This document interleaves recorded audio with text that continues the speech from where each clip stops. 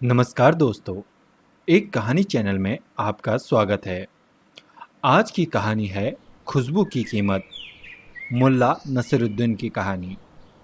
सालों पहले एक भिखारी नंदा नगरी में भूख से तड़पने के कारण खाने के लिए कुछ मांग रहा था। तभी उसे एक व्यक्ति ने कुछ रोटियां दी। अब भिखारी रोटी के लिए सब्जी की तलाश में पास के ही एक पंडाल में पहुंचता है। वहां भिखारी रोटी के लिए पंडाल के मालिक से थोड़ी सी सब्जी मांगता है।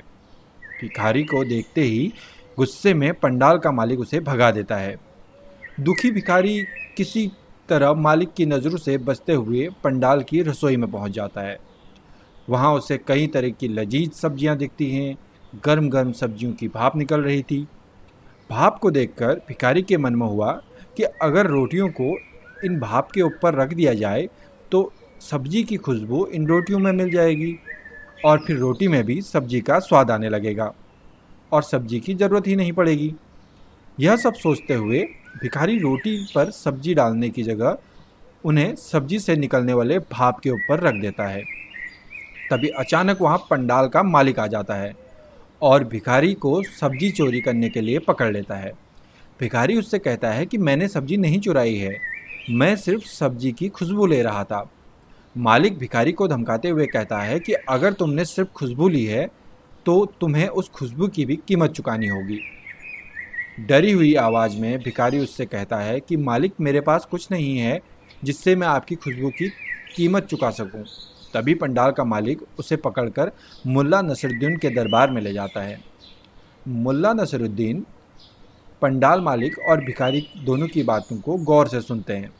दोनों की बातें सुनने के बाद मुल्ला कुछ देर तक सोचने के बाद पंडाल के मालिक से कहते हैं कि तुम्हें अपनी सब्जी की खुशबू के लिए पैसे चाहिए। पंडाल का मालिक कहता है, जी हाँ। फिर मुल्ला पंडाल मालिक से कहते हैं, ठीक है, तुम्हारी सब्जी की खुशबू की कीमत मैं स्वयं तुम्हें दूंगा। यह सुनते ही पंडाल मालिक बड़ा खुश हो जाता है। फिर मुल्ला नसरुद्दीन उसे बताते हैं, देखो, मैं तुम्हारी सब्जी की खुशबू की कीमत सिक्कों की खनक से अदा करूंगा। इतना कहते ही मुल्ला अपनी जेब से कुछ सिक्के निकालते हैं और दोनों हाथों में लेकर खनखनाने लगते हैं। फिर उन सिक्कों को दोबारा जेब में डाल लेते हैं। यह सब देखकर पंडाल का मालिक हैरान हो जाता है। वह मुल्ला नसरुद्दीन से कहता है कि यह उन्होंने कैसी कीमत अदा की है। जवाब में मुल्ला कहते हैं, तुम्हारी सब्जी की खुशबू इस भिखारी ने ली थी, इसी वजह से मैंने तुम्हें सिक्कों की खनक सुनाई है। अगर इस भिखारी ने सब्जी ली होती तो तुम्हें कुछ सिक्के में ज़रूर देता।